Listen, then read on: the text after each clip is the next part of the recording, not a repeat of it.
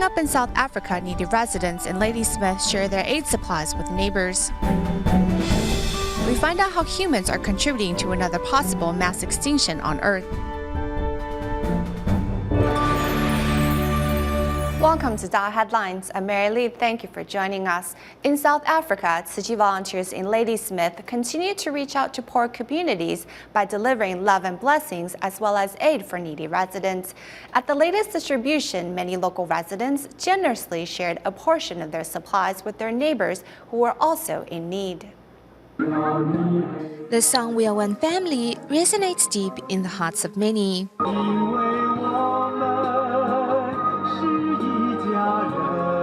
Although unfamiliar with the lyrics, for the hundreds of Ladysmith residents, however, Tzu Chi's compassion and love is deeply felt within their hearts. Ladysmith Tzu Chi Foundation's branch is working for more than 20 years, and we're helping in the neighborhood communities.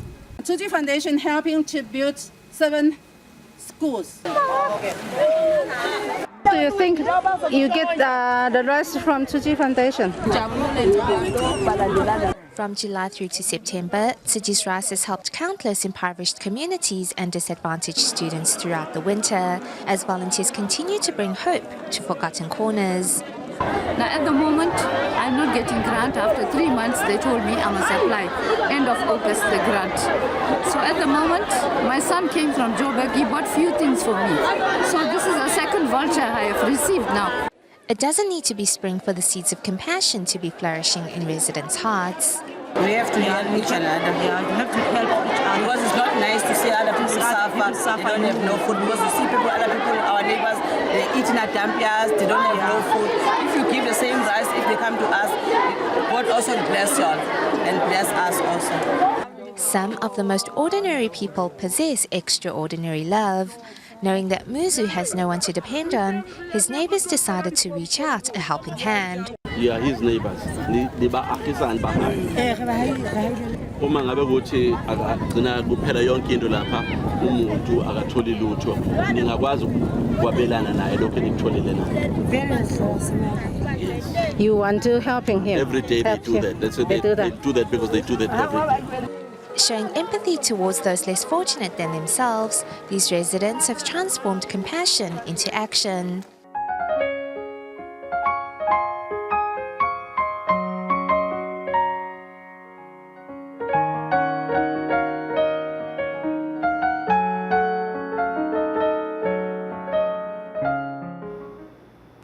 Tzu Chi volunteers continue to assemble prefab houses for the residents of Ormoc and Palo in the Philippines.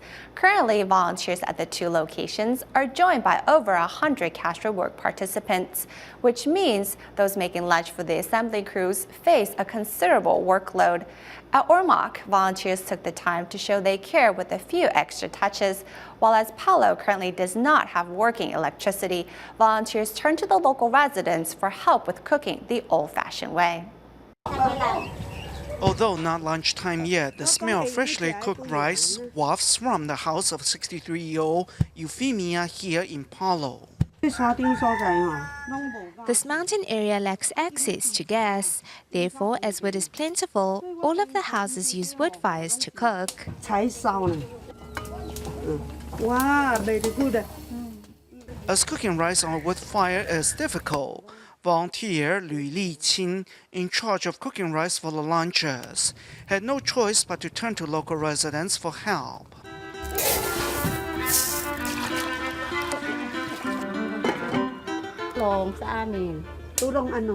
Although I am not helping with the construction, I can help with the cooking. That makes me happy, and I am grateful to Tzu Chi.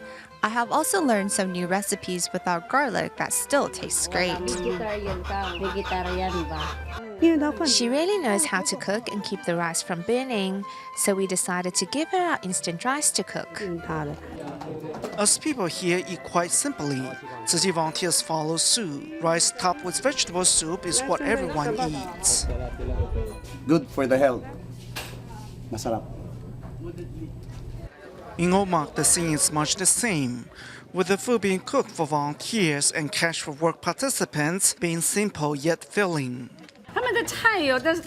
Some of the vegetables we eat have to be brought in from other areas, so they eat very simply, usually just rice with a side of vegetables. The first time I cooked, I added some dry fish to the vegetables. Afterwards, the volunteers told me that we should respect all life. After that, I learned that vegetarian cooking can be quite tasty. Although lunch is simple, volunteers also prepare tea and snacks for all those working. Those working on the houses have a hard, sweaty job. If they can enjoy a cookie or snack every once in a while, they will be happy and content. As some 300 trainee volunteers from China visited Taiwan recently, Tzu Chi volunteers in Taichung came together to ensure their counterparts from across the sea felt right at home. During their stay, these overseas volunteers also visited a recycling station where they were inspired by the work of the local volunteers. Here at Tzu Chi's recycling station in Taichung, volunteers welcome their counterparts from China. With friendly smiles, volunteers explain how the recycling station is so much more than just that. Besides sorting recyclables at the recycling station, we also want to bring our community together. Every community is special in its own way. I'm really amazed by how volunteers in Taiwan run these seminars. Yan Miaozhu, who is wheelchair-bound, has been accompanied by Chen Yan throughout their trip in Taiwan. I feel that I have finally come to terms with myself and can let go.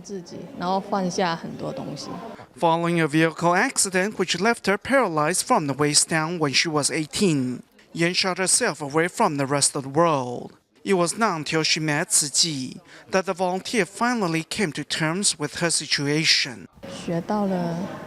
I now know what great love truly means and how to spread the Master's wisdom to others. Yan Miaozhu is grateful for the warm hospitality provided by her Taiwanese counterparts. Yan and Chen both leave their handprints on the wall at the recycling station as a symbol of their promise to return another day.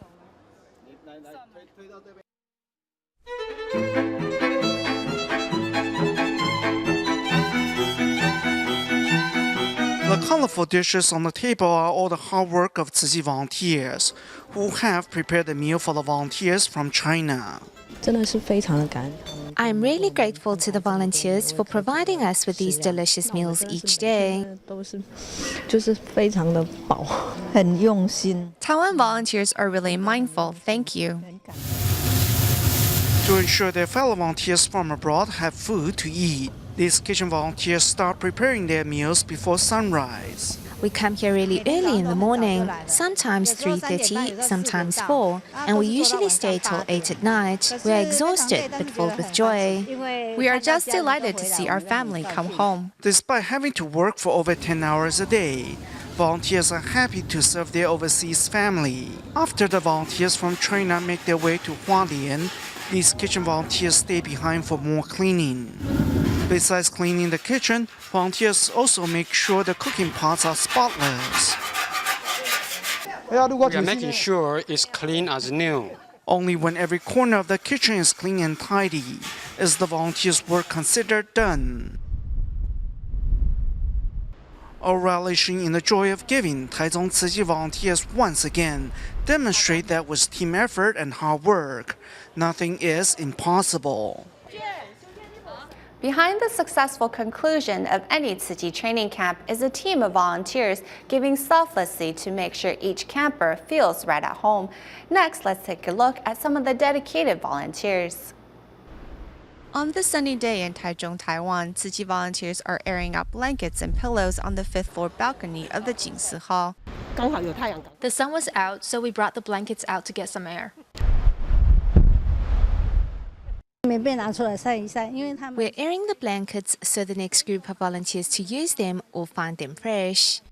Afterwards, the blankets and pillows are collected and their respective cases put back on. This is to ensure they will be ready to use for the next person. Putting the covers back on the blankets is a way of cultivation. This type of activity helps us to find fulfillment in being of service to others. Mobilizing over 100 Tzu Chi volunteers, the dormitories are kept in pristine condition.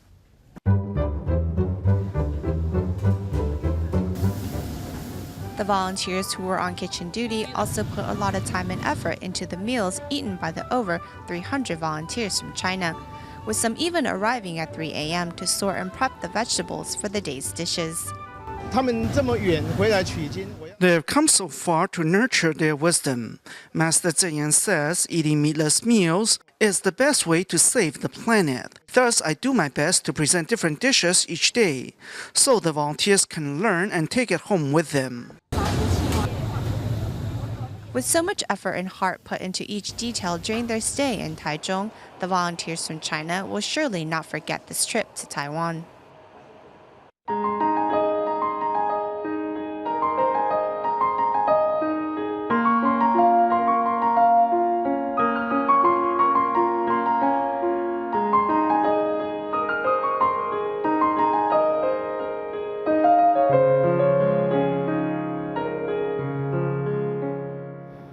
Our planet Earth is believed to be about 4.5 billion years old, while animals surfaced 600 million years ago. Since then, there have been 5 mass extinctions, and scientists fear the 6th mass extinction is upon us due to the acts of men. In our news series, we try to understand why and how humans are causing such an unthinkable catastrophe.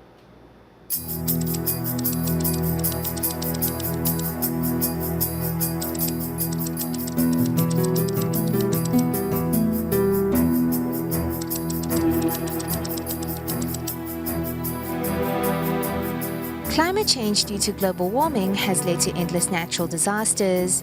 3 reports published in the July issue of Science indicate Earth is facing a 6th mass extinction. Scientists continue to discover new evidence to support this claim. Like last year, they found 1/3 of reptiles are disappearing, while 1/5 to 1/3 of mammals will vanish within this century. One of the articles said, while the human population has doubled in the last 35 years, the population of invertebrates such as beetles, butterflies, spiders and worms has dropped by 45%. Insects make up 3/4 of the total species of animals.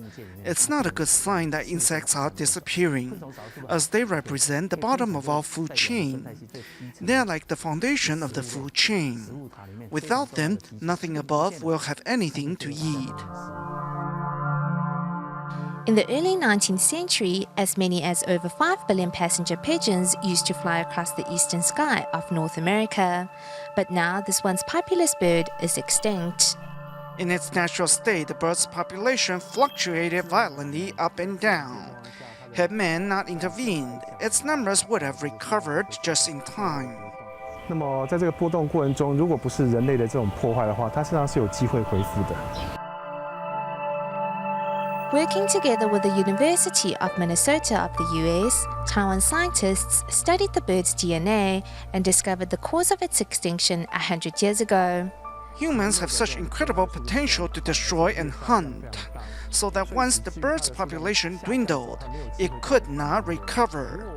If we do not learn from this, we can easily deplete our fishery resources to the point of extinction.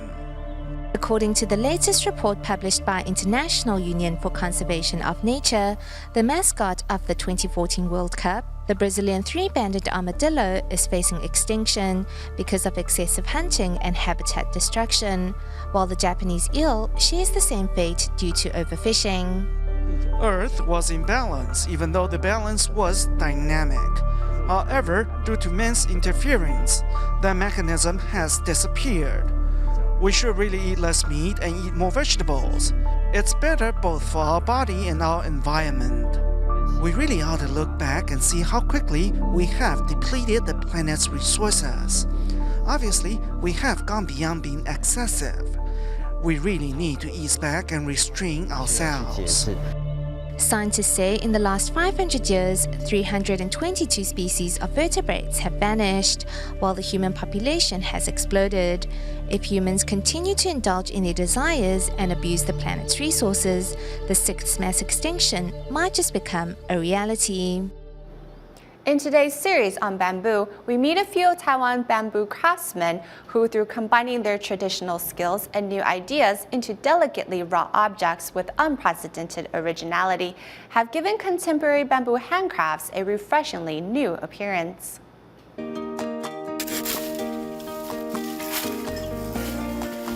Through his hands, a tea instrument takes form. 这个就可以做出一只泡茶的那个茶则。 Back at the workshop, bamboo is hand-carved and crafted.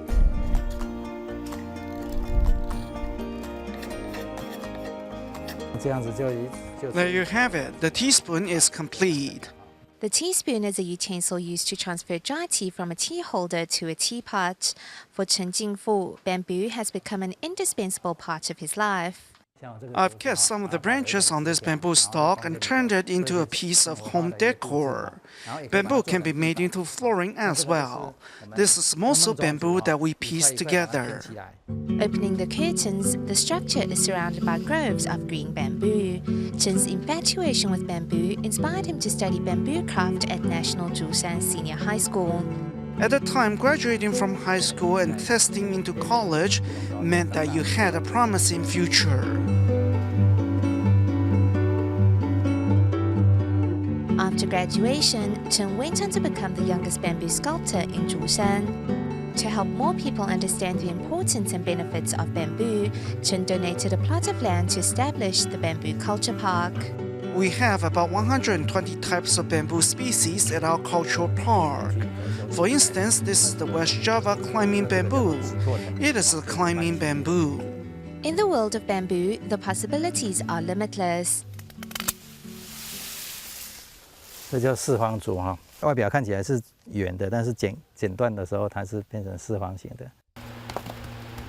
Bamboo charcoal is produced by placing bamboo inside a kiln and heating it at temperatures of 600 degrees Celsius for 7 days and 7 nights.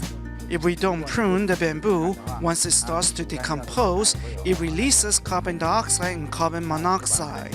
So we make bamboo charcoal and use it as a soil enhancer. Bamboo charcoal is an alkaline substance that can help solve soil acidification and maintain ecological balance. This is where our dream began, so we strike on a slit drum for blessings. The bamboo industry was once thriving in Nantou Zhushan Township, but in recent decades, Taiwan's bamboo industry has been in decline. However, a group of people are working relentlessly to preserve bamboo culture.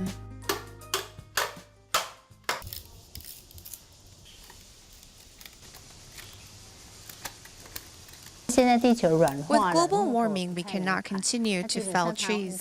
I think bamboo will eventually come to substitute wood as a building material. As the world becomes more environmentally conscious, it has led to a revival of the bamboo industry and transformation in its uses.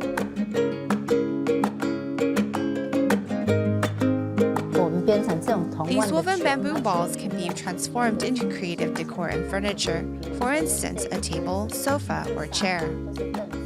Having grown up in a bamboo forest, Su Su-ren not only knows how to make bamboo handicrafts, she even started a workshop to pass on the skill to others.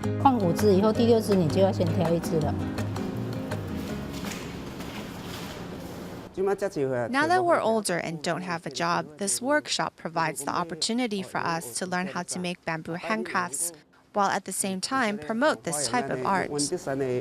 Among the trainees are housewives and also young people. This art of bamboo weaving is gradually being lost, so this is something I want to learn and preserve. Advocating the ideals of environmental protection and sustainability through the use of bamboo, these craftsmen will continue to cherish and preserve this culture and industry for generations to come.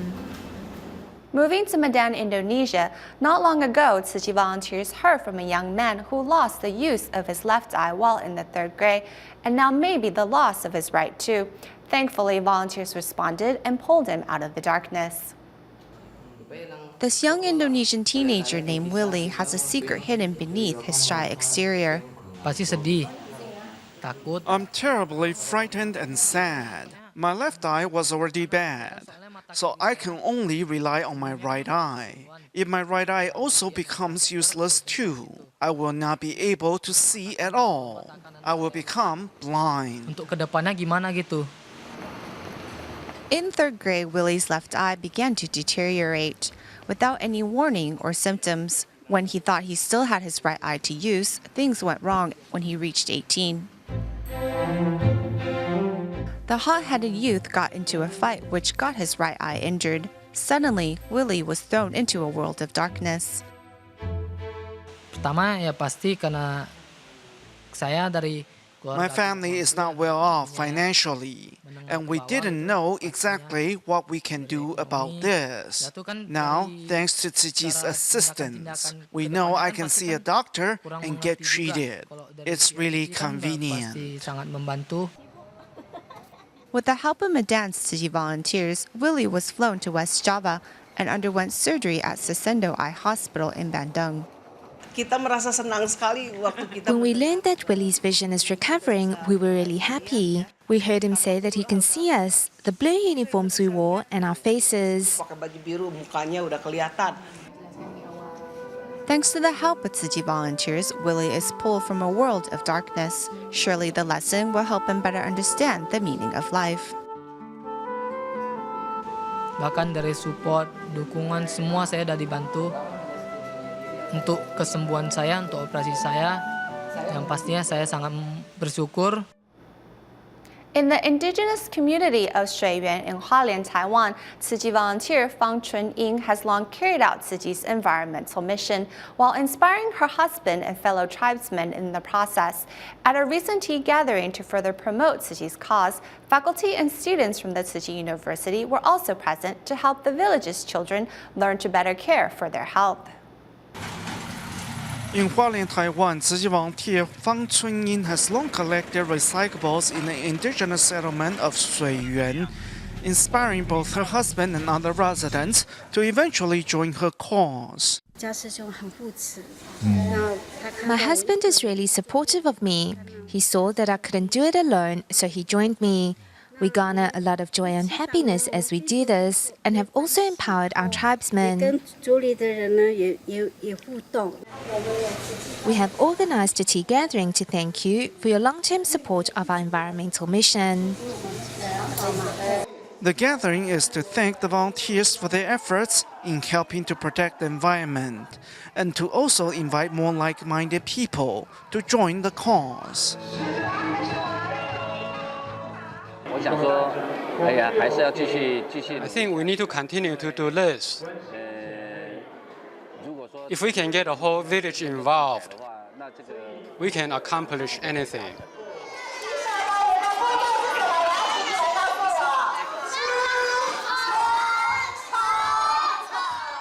Faculty and students of Tzi University's Department of Social Work also took the opportunity to discuss personal hygiene habits with local children in an effort to ensure that they grew up healthy. At the end of the show, we bring you images of a recent event at the Tzi Free Clinic Center in Manila of the Philippines. Thank you for watching DaAi Headlines. Goodbye.